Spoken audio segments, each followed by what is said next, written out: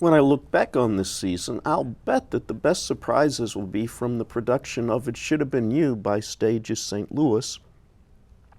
One of those surprises is how entertaining the show is.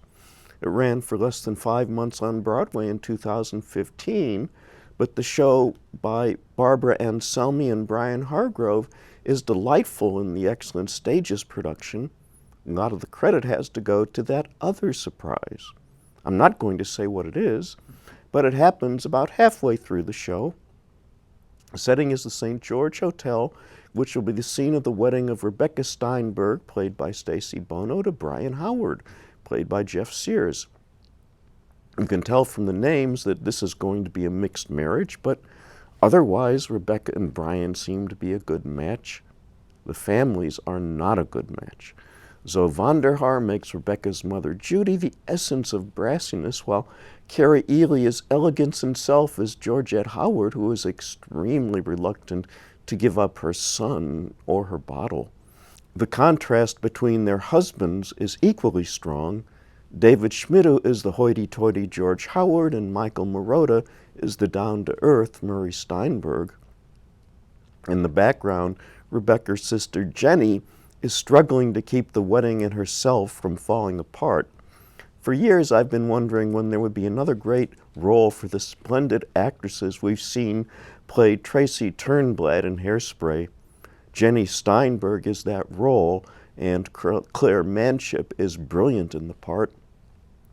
One of Jenny's biggest problems is dealing with Rebecca's ex-fiancé, Marty Kaufman, played by Zal Owens. Marty is the guy her family wanted her to marry. Now he appears at the last possible minute to stop Rebecca from going through with the wedding. I know, you're thinking this is all very conventional. So did I until that surprise I was talking about. It's very well prepared for, and the details are worked out in a very satisfying manner. I was particularly pleased by the twist executed by Rebecca's aunt, Sheila, played by Morgan Emile Faulkner.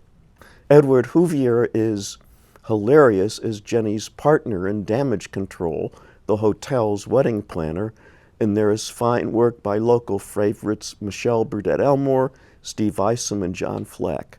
Steve Burniff's direction and choreography makes impressive use of the attractive set designed by James Wolk and lit by Sean Savoy.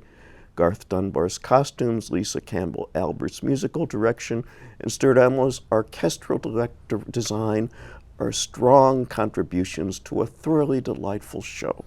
Yeah, it is, and you're so right. I mean, I was thinking the same thing. Well, this could be a '50s musical, and then bang, everything changes. But enjoyable music. Let's hear some of it.